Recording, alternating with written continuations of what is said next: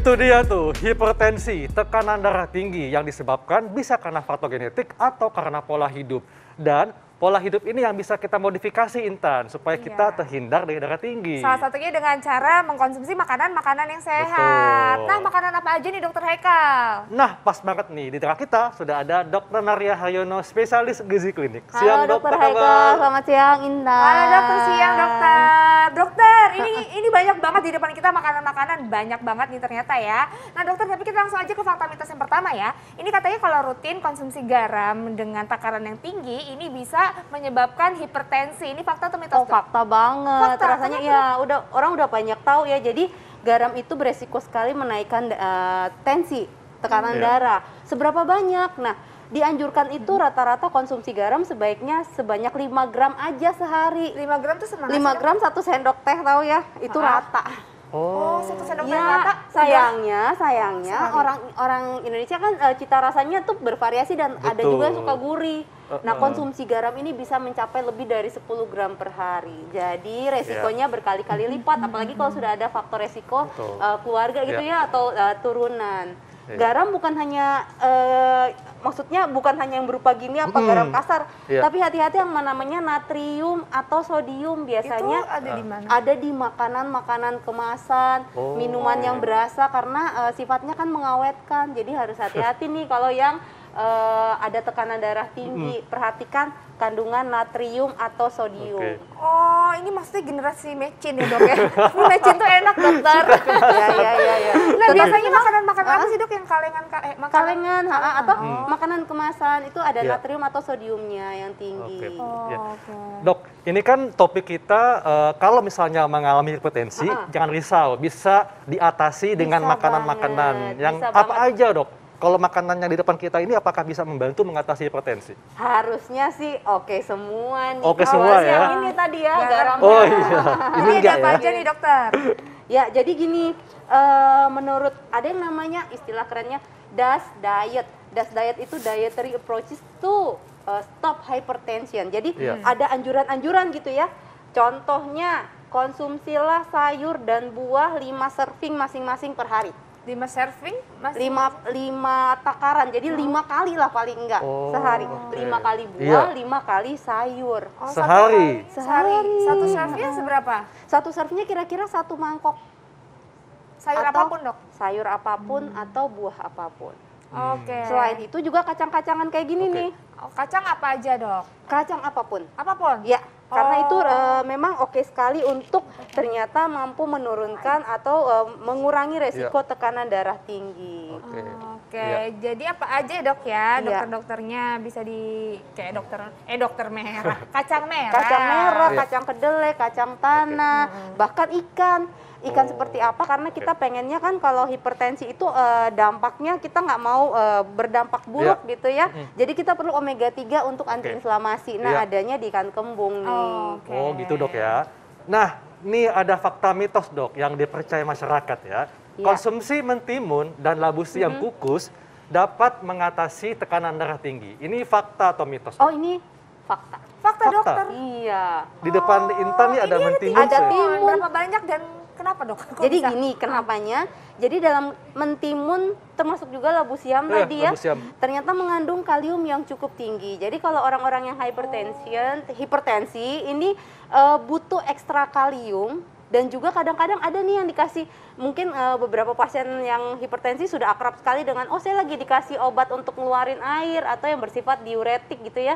Nah, diuretik alami itu ada di dalam labu siam dan juga ada di dalam ketimun. Nah, supaya dapatnya lebih bagus, ada baiknya kalau makan labu siam dan timun ya nggak usah dipotong kecil-kecil, karena potongan yang semakin kecil kemudian dibilas ini ternyata mengeluarkan kalium cukup banyak. Oh, jadi kalau dari kondisi utuh gini itu lebih terus baik. dicuci lebih baik baru dipotong-potong ya. Untuk terus kalau banyaknya berapa banyak Dokter? Nah, sebenarnya kan tadi kita diharapkan konsumsi sayur dan buah 5 serving nih, 5 sayur 5 kali buah.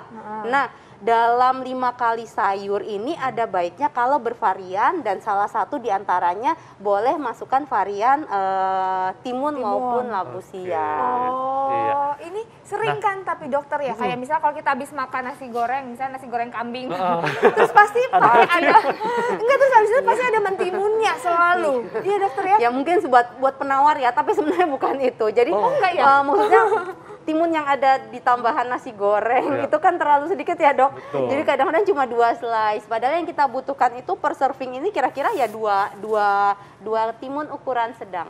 Oh, nah dokter, di depan itu kan kita ada bawang putih. Ini bawang putih tunggal kan dokter? Ya, ini betul. katanya ini ketop banget bisa mengatasi hipertensi. Ini fakta atau mitos dok? Ini fakta. Fakta? Iya. Kenapa dokter? Jadi ini bawang putih maupun yang beruas-ruas maupun bawang putih tunggal ataupun disebut juga bawang putih lanang kadang-kadangnya kalau orang di Jawa. Ini ada zat aktifnya namanya alisin.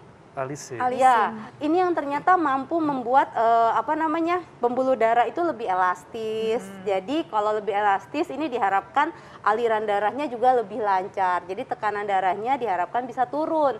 Selain itu, ternyata terbukti orang-orang yang sulfurnya kurang, ini beresiko tekanan darahnya sering lebih tinggi. Nah, sulfur itu salah satunya ada di bawang putih. Takarannya berapa?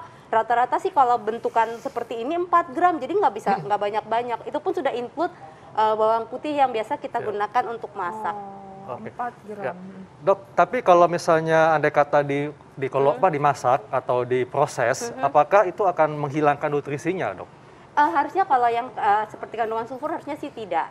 Ya, kalau seperti protein, vitamin, nah biasanya dengan proses pengolahan, pemasakan ini memang ada beberapa proses yang menyebabkan kandungannya jadi lebih sedikit. Oh, jadi kalau bawang-bawangan enggak ya dokter ya? Ya. Betul. Oh, jadi pokoknya tadi bawang putih yang tunggal ataupun yang apa tadi? Biasa yang beruas-ruas yang siung biasa kita siung itu ya. juga bagus ya. Boleh sekali. Iya. Dok, ini juga ada yang mengatakan katanya kalau konsumsi yogurt baik untuk mengatasi hipertensi. Fakta atau mitos, dok? Ini dok, yogurt. Yogurt, ya. Fakta, dokter. Fakta. Dan memang yang diharapkan tentunya yogurt yang plain ya, yang plain. ya tidak ada campuran rasa. Kemudian ingat kalau misalnya ini biasanya udah kemasan, dilihat juga nih natriumnya banyak betul. atau enggak gitu ya. Jadi Kenapa? harusnya natriumnya seberapa? Harusnya tadi natrium tuh sehari kalau diukur sarannya kurang dari 2.400 mg, itu setara dengan 1 sendok teh garam tadi yang rata. Jadi jangan ada tambahan-tambahan lain, natrium yang lain. Harus dibaca. Tapi dokter Harus. kan jenis-jenis apa tuh namanya yogurt itu kan banyak dok.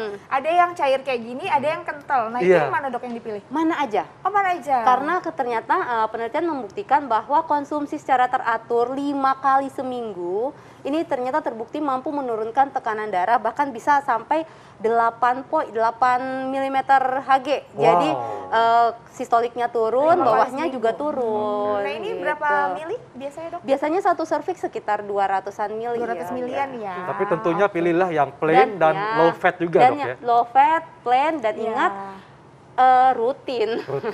Karena mau turunkan tensi minum sekali itu nggak jaminan. Dokter, ini di Iya. depan aku udah ada daun seledri. Ini katanya efektif dan ampuh banget buat ngatasin hipertensi. Ini fakta atau mitos? Ngetren Jangan dijawab dulu dokter. Kita temukan jawabannya sesaat lagi, tetap di Hidup Sehat. Wow, ternyata emang hipertensi itu bisa menyebabkan penyakit-penyakit lain ya dokter Haikal Betul, ya? Intan. Jadi nggak hanya stroke dan jantung, tapi juga bisa bikin gagal ginjal, bahkan bisa menyebabkan gangguan pada mata, Intan. Wow, nah ini berarti ini dokter gimana nih dokter cara ngatasinnya? Kan tadi ada yang belum dijawab ya dokter ya. Ini katanya kalau seledri ini bisa membantu mengatasi hipertensi. Ini fakta atau mitos dokter? Ini fakta. Fakta? Fakta. Jadi memang ada fitochemical dalam seledri. Ada seledri yang bentuknya kayak gini biasanya dibuat sop ya. Ada juga yang bentuknya gede-gede tuh seleri ya. Yang bisa di jus ya? Ya, jadi itu memang mampu menurunkan tekanan darah. Tetapi harus hati-hati karena kadang-kadang saking semangatnya ingin menurunkan tekanan darah, konsumsinya menjadi monoton itu terus dan jumlahnya berlebihan. Beberapa kasus akhirnya tekanan darahnya jadi drop. Oh, Dan itu kan malah bahaya berlebihan juga ya. Kemudian juga untuk seledri, hati-hati untuk orang yang alergi. Alergi dok? Ya, bisa terjadi alergi tidak cocok walaupun kasusnya jarang, tetapi ini tetap harus hati-hati. Termasuk juga yang ada beresiko perdarahan.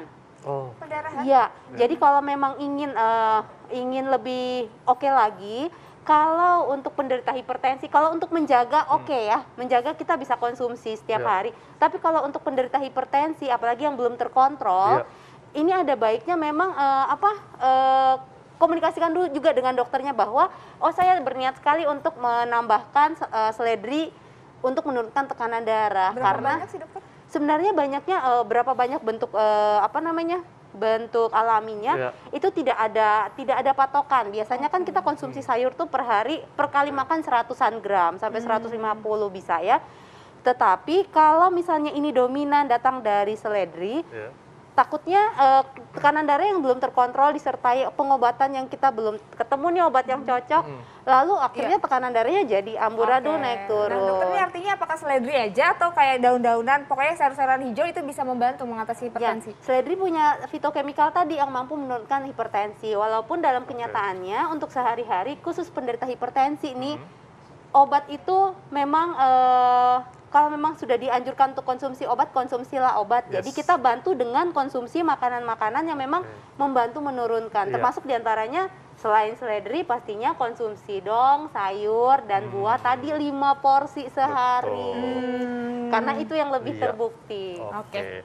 Nah dok, nih di tangan saya ada buah unik nih, buah bit. Nah katanya buah bit ini bisa membantu untuk mengatasi hipertensi. Fakta atau mitos dok? Fakta. Fakta ya.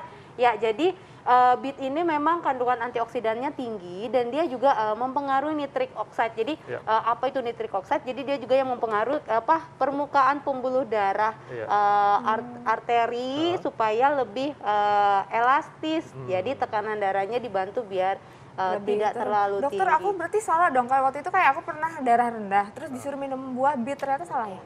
Ya, jadi keuntungan kalau kita mengonsumsi bahan-bahan yang alami, ini kan kandungannya itu bervariasi. Dan biasanya kalau sudah berwarna cerah seperti ini antioksidannya ya dok.